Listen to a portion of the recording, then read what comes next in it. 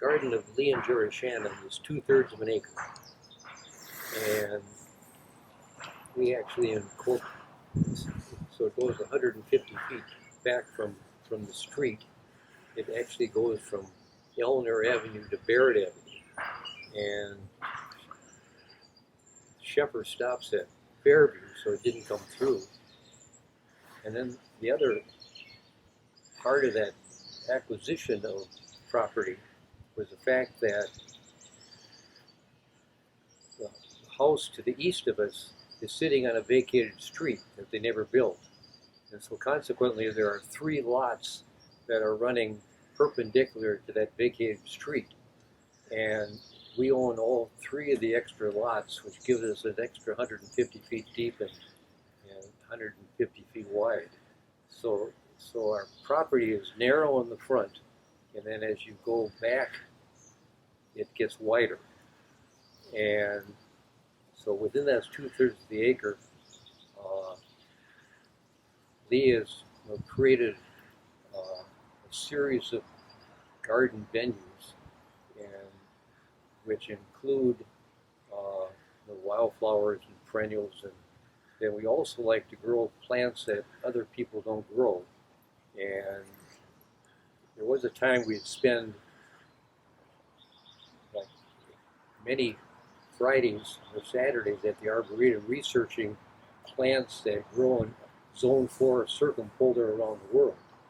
And so if it grows in Zone 4 in Russia, you can go and grow it here. If it grows in Zone 4 in Peru, you can grow it here. And Lee belongs to like 4 different alpine rock garden societies around the world. New Zealand, Scotland, England, Canada, and then the North American Rock Garden Society. Each of these societies have a seed exchange. And so members can get up to 35 packages of different species of seeds, species of plants and seeds from the Zone 4 that we discovered were grown in soil. So, and these troughs that you see in front of us are made out of styrofoam fish boxes. And we learned how to make those styrofoam fish box troughs in Scotland when we were there for an international rock garden conference. And so the plants, all the plants in the trough are alpine plants that grow on the mountaintops of the world. So they're perennials, they're hardy to Minnesota, and they stay in these troughs all the time. And in the winter, we move these troughs that are here and to the left of us to the backyard on the concrete circle where the table is sitting. And then we give them winter protection and with leaves, and they come through beautifully. And they've been blooming ever since we put them up.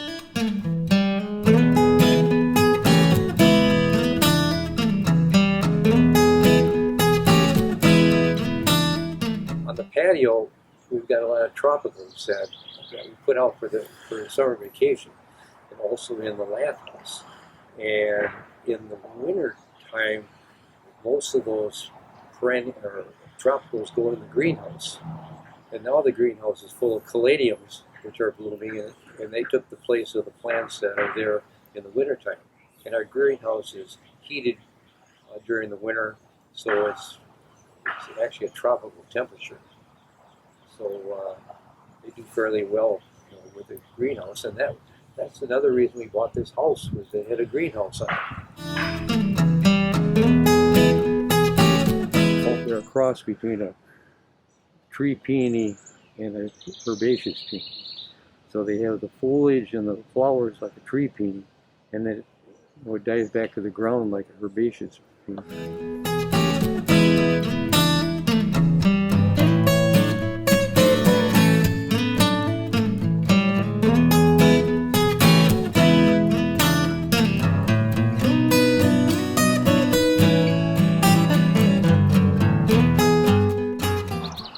We've lived here 52 years, and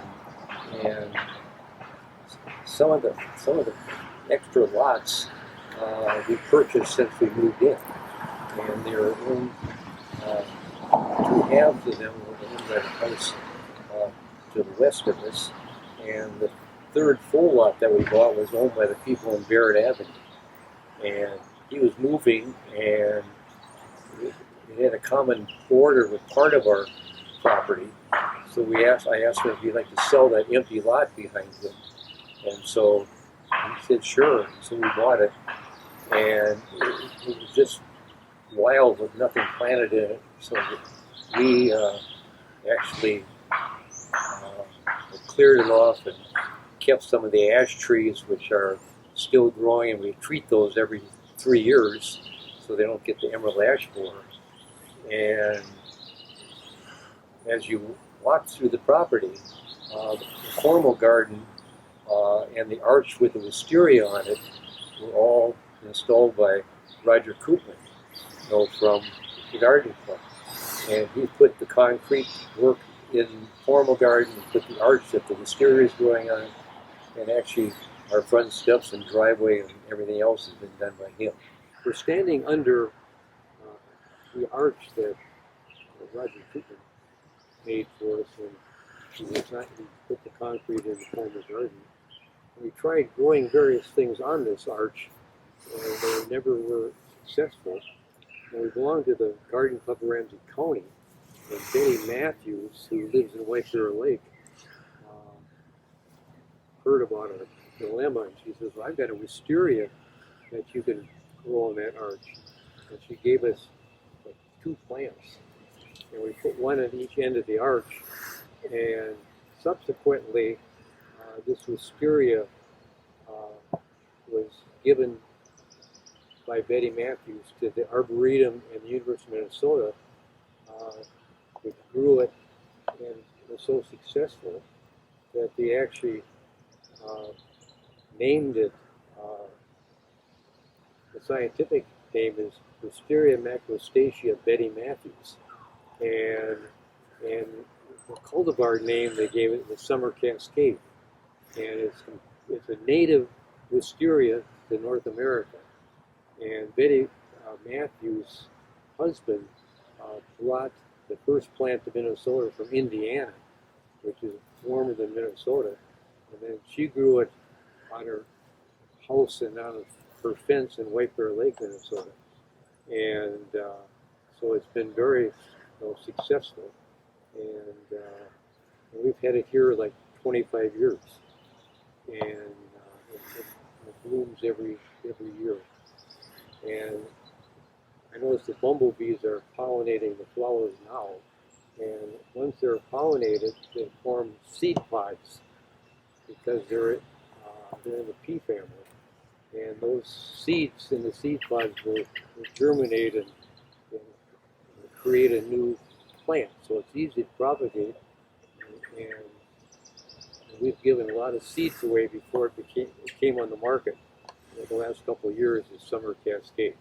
We believe variety is the spice of life, and a garden has to have a continuous series of blooming plants, and we start blooming in April, and we actually have one to the left here that's blooming. It's the Adonis, and you probably won't be able to see it behind the first trough, but when the Adonis blooms, and it's early, we clear everything off, we uncover everything, and so forth. So all the perennials, I have an opinion that people wait too long to clear their garden, and because the temperatures we get in April are not like winter temperatures that are below 0, and perennials are zone 4 or colder, and they withstand below 0 temperatures. So temperatures in April are in the 20s, and perennials need to be uncovered so they're growing and getting established early and not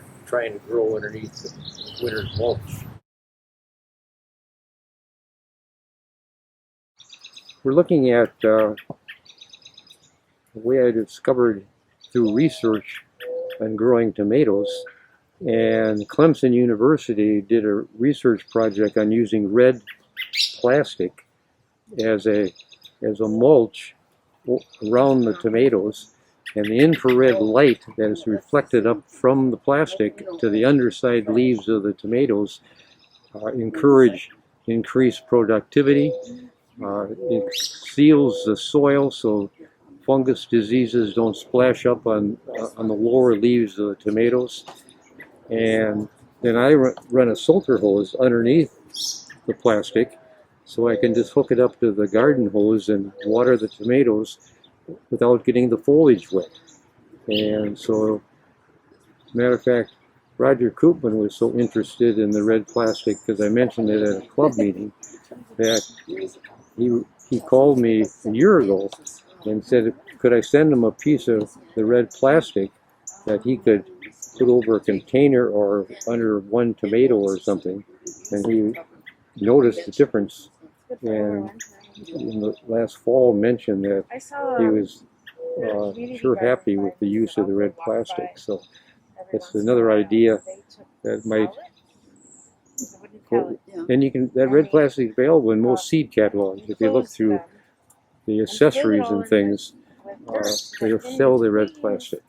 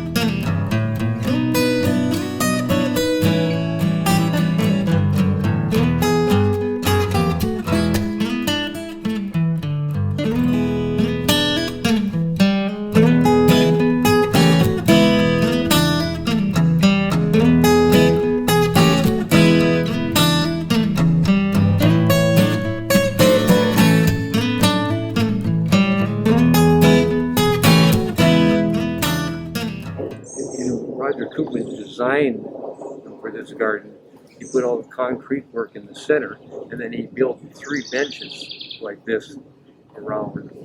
And then recently, last year, I asked him if he could make 3 new benches because they were starting to rot out and stuff in the post. And he said, well, why don't you come down to Faribault and we'll build 3 benches together. So I did. I made 2 trips to Faribault while we built those benches.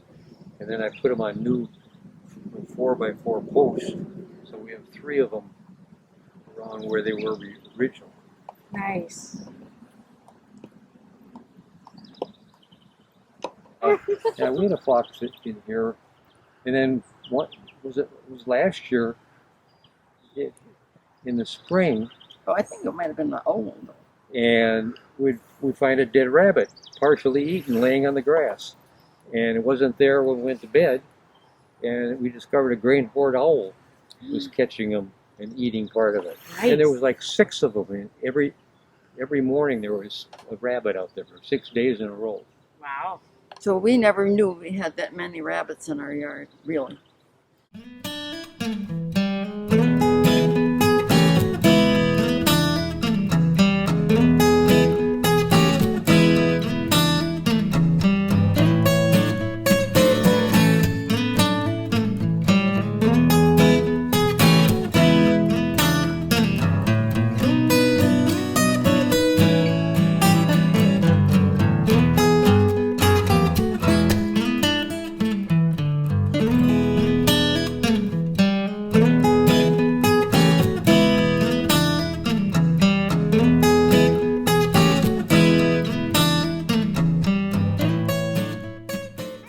Boxwood has an interesting history because Dr. Leon Snyder, the first director of the Arboretum, was a member of the Men's Garden Club of Minneapolis. And at one of our plant sales, we always had an auction. And he brought us some rooted cuttings of this boxwood. And we bought a couple of the rooted cuttings and raised them in the back of our rock garden.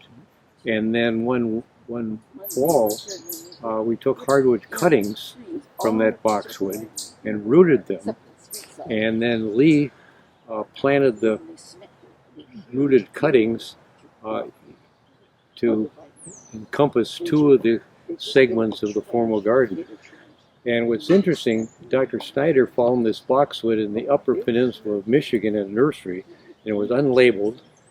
He bought a couple, was raising them at where he lived in Chanhassen, and they are completely hardy, and more hardy than any of the other boxwoods that are for sale.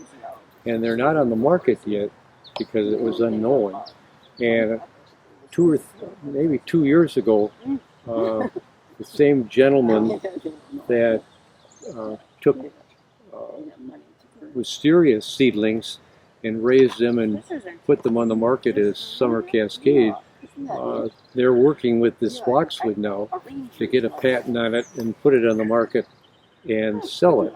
And I suggested that they name this scientific name for this boxwood as Boxus Dr. Leon Snyder. Give him credit for this boxwood. But not this past winter, but 2 winters ago, boxwood in the Twin Cities took a real hit as far as temperature was concerned, and people lost their boxwoods. But this one didn't have any sign of deterioration because of that winter. So hopefully this may come on the market within the next year or two.